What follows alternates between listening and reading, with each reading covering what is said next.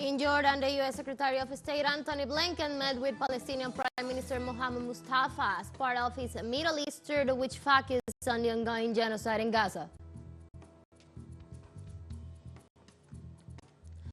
In Russia, within the framework of the Brics Foreign Ministers meeting, Foreign Minister Sergei Lavrov stated that the group is promoting changes for the construction of a multipolar world. And the representative of Venezuela before the UN, Samuel Moncada, presented himself before the International Court of Justice to affirm his country's position regarding the Guayana Esequiba dispute.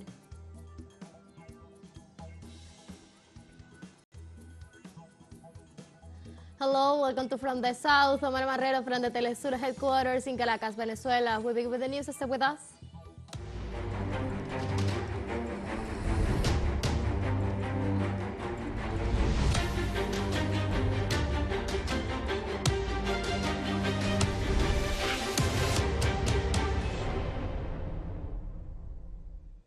In Jordan, the U.S. Secretary of State Antony Blinken met with the Palestinian Prime Minister Mohammed Mustafa on the side of a Gaza Emergency Relief Summit. The humanitarian aid conference is being held in the Arab country organized by Jordan, Egypt, and the United Nations. The gathering seeks to identify ways to strengthen the international community's response to the humanitarian catastrophe and outlines effective standards, measures, procedures, and logistics for a collective and coordinated response to address the humanitarian situation in Gaza. The Secretary of State is touring the Middle East reportedly to promote a ceasefire plan in Gaza. I met with Prime Minister Netanyahu last night, and he reaffirmed his commitment to the proposal. I also had an opportunity to speak to Defense Minister Gallant and other senior Israelis this morning. And I think there is a strong consensus, again, behind moving forward with the proposal. But it really is down to one person at this point. We'll see what comes from them. At least 11 people were killed in the Gaza Strip on Tuesday as a result of Israeli shelling, despite a ceasefire resolution adopted by the United Nations Security Council. In this way, the Gaza Health Ministry confirmed that 8 of victims were killed after an Israeli bombardment of an apartment in the city of Gaza, while the occupation army also targeted a house in Deir al-Balah in the center of the Palestinian enclave, claiming the life of 3 civilians. The attacks persist in reports from the Palestinian media and Hamas accepting the ceasefire resolution adopted by the United Nations Security Council, as informed by the Sami Bushuri, senior official of the resistance movement.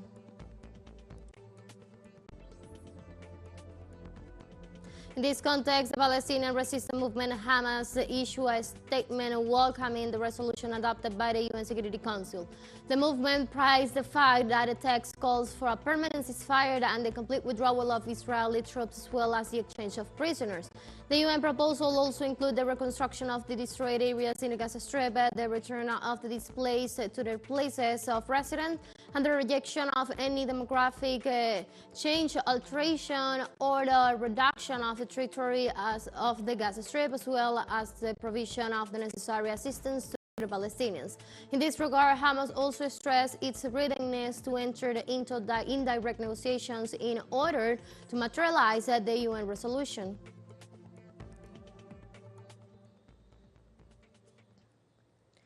The Palestinian human rights organizations denounced the high rate in which Israel is murdering Palestinians since the October 7 onslaught against the Gaza Strip.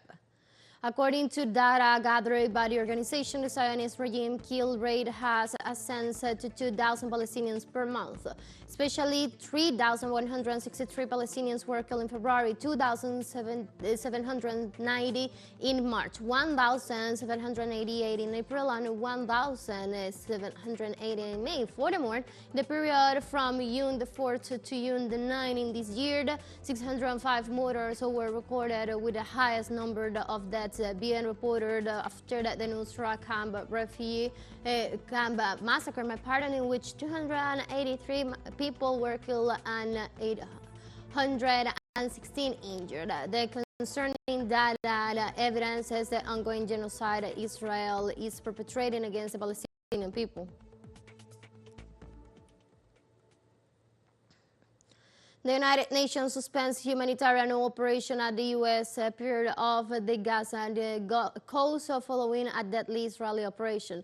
In this regard, the UN spokesperson Stephanie Dujarric described as a standard procedure the suspension of humanitarian operations at the U.S. period in the aftermath of the Israeli operation. The official stressed that the agency must resume humanitarian operations as soon as possible. In this sense, the UN Food World Programme had previously announced that it will call off operations at the dock pending a thorough assessment of the security situation. The move comes after the Tel Aviv regime forces conducted an incursion into the Gaza Strip using the vehicles identified as humanitarian aid to reach hostages, killing over 250 Palestinians in the process. Meanwhile, the World Food Programme colleagues tell us that we are temporarily pausing operations at the floating dock until a thorough assessment of the security situation is conducted to ensure the safety of our staff and our partners. Saudi Arabia decided on Monday not to renew the petrodollar agreement that expired in June the 9th. Ending a nearly 50-year relationship with the United States. The agreement signed in 1974 with former Secretary of State Henry Kissinger involved the creation of an arrangement for the Saudi oil exports to be paid for in U.S. dollars.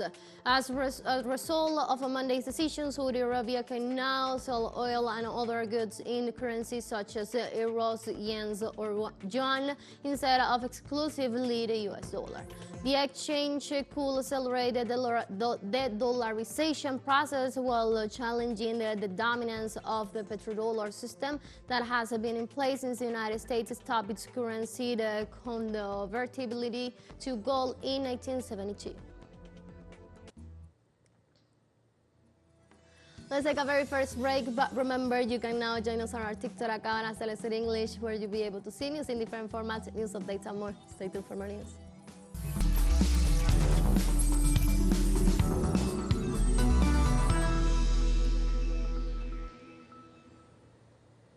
Welcome back to From the South.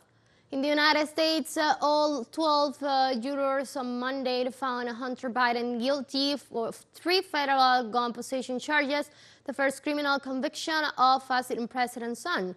President Joe Biden's son was convicted in the lower court after nearly 3 hours of deliberations regarding the 3 felony counts that allege he lied about his illicit drug use when obtaining a firearm in 2018, then illegally possessed it for 11 days. In the trial, which lasted just over a week, his crack addiction came to light, and at the closing arguments staged on Sunday, prosecutors argued that Hunter Biden's drug use began a year before the gun acquisition and continued for months afterwards. And moving on, in Russia, within the framework of the Brics Foreign Ministers meeting, the Russian Foreign Affairs Minister Sergei Lavrov stated that the group is promoting changes in the international sense for the construction of a multipolar world. Lavrov described Brics' approaches as a historical process for promoting equality to build a more just future. He also stated that the principles of egalitarian cooperation have also been reflected and materialized in other organizations and forums of the world in which work is being done for global economic recovery after the COVID-19 pandemic and to fulfill objectives based on sustainable development. The principle of multipolar world order is not something that depends on the desire of a country or a group of countries.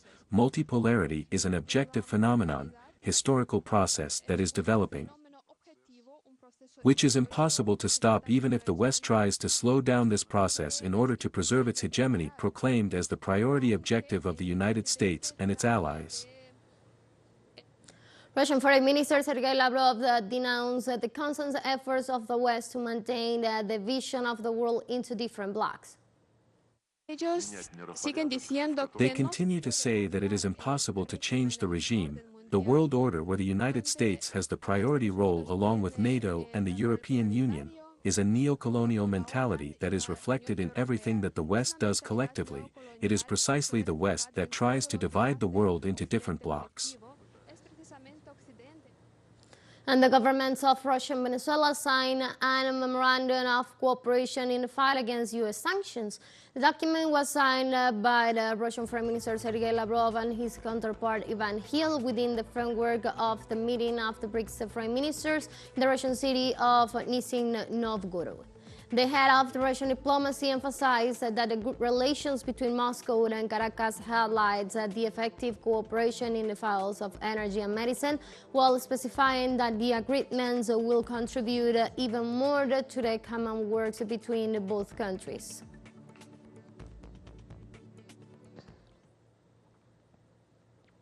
Also in Russia, in order to keep the personnel training and equipment, the Defense Ministry announced that the second phase of military exercises of the non-strategic nuclear forces.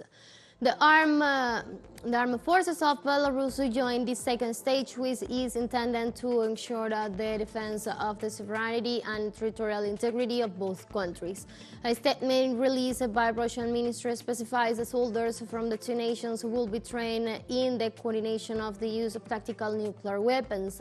Earlier, the Belarusian President Alexander Lukashenko stressed that the joint military exercises with Russia are being carried out to train, prepare, and be ready, since the world is dangerous and unstable.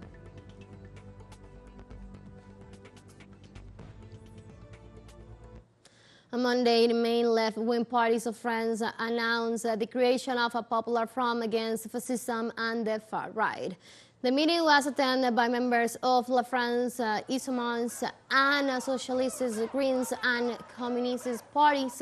According to the communique issued by these four groups, they will support single candidates in the first round of the legislative elections. In this sense, the parties indicate that their candidates will carry a disruptive program detailing the measures to be taken in the first 100 days of the new Popular Front's government.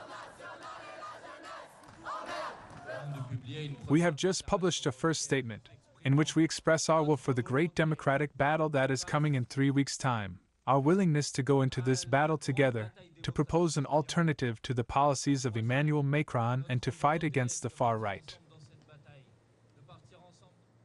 In this regard, the National Secretary of the French Communist Party, Fabien Roussel, urged more organizations to join the Popular Front. We signed a document with 7 political organizations and launched an appeal for more people to join us tomorrow. And I think there are already about 15 political organizations that have joined this appeal this afternoon. Tomorrow I hope that we'll reach 20 or so, and that this large gathering will enable us to reach victory. Let's take our last break, but before we invite you to join us on our WhatsApp community for our English-speaking audience, you can scan the QR code on the screen to join directly and share the link to reach more people. Constant news coverage of Latin America and the Caribbean, as well as the rest of the world. Stay connected and informed with teleSUR, and final short break. Don't go away.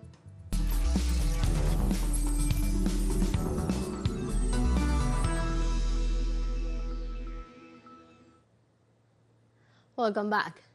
The representative of Venezuela before the UN, Samuel Moncada, presented himself before the International Court of Justice to reaffirm his country's position regarding the Guayana Esequiba dispute.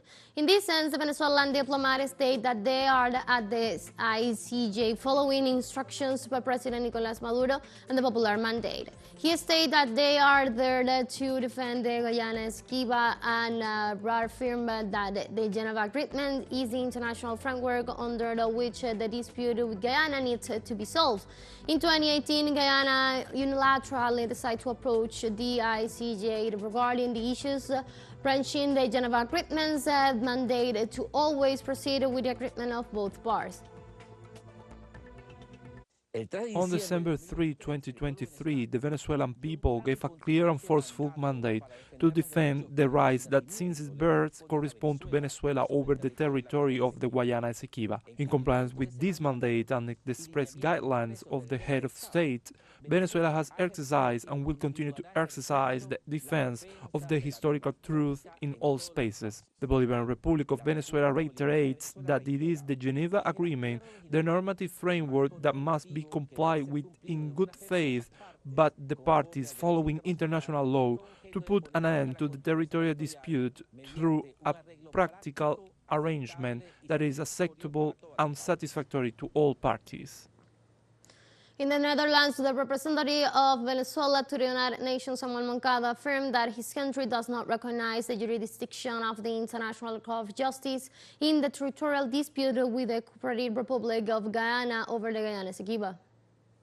La República Bolivariana de Venezuela.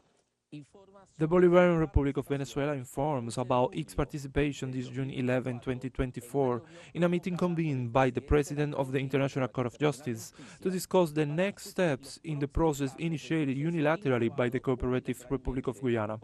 Before that instance, in clear ignorance and transition of the Geneva Agreement and international legality.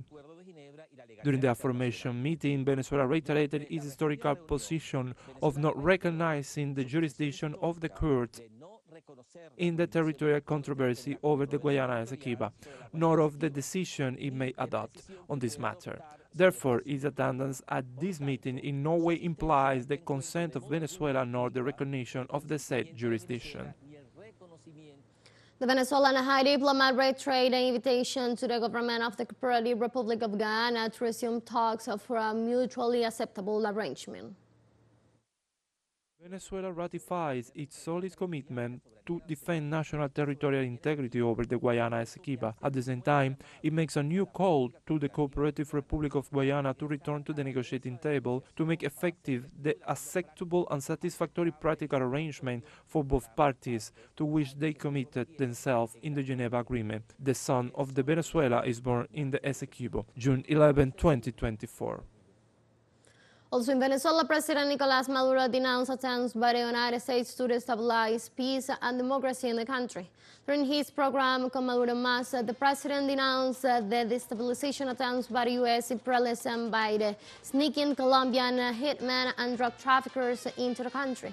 However, he said that since 2023, these hitmen have begun to get captured not only for perpetrating assassination attempts against him, but also for threatening peace and democracy in Venezuela. During the broadcast, the head of state also highlighted the blessings and encouraging messages that he has received from the people during his tour on the national territory.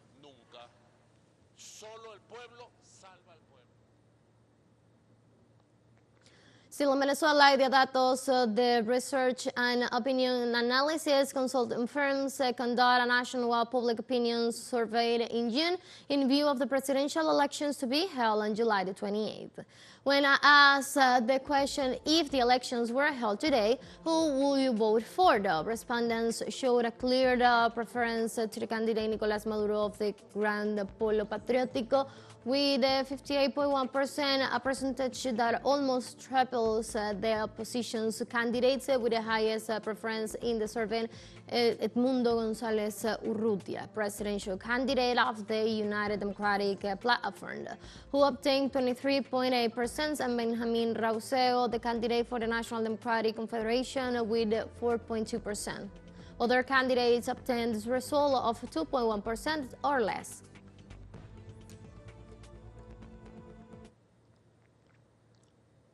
Now we go to Mexico. This Tuesday, the students' organizations marched to the capital's Zócalo Square to demand justice of the 53rd anniversary of the Corpus Christi massacre known as the Halconazo. The incident took place on June the 10th of 1971, where Halcones, a paramilitary group of dictator Echeverria's government, suppressed a massive students' rally against Mexico's dirty war that resulted in the slaughtering of over 100 demonstrators. The massacre remains unpunished, and rural teachers from colleges marched to commemorate it and urge for the inquiry into the students' missing and murders occurring over the years, including the three students of Ayotzinapa.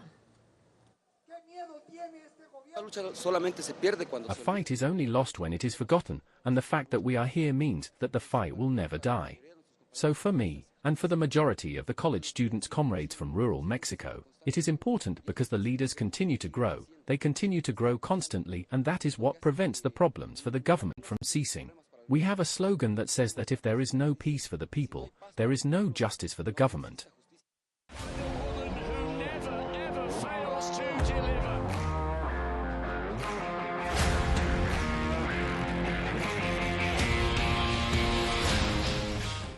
And now we're changing topics.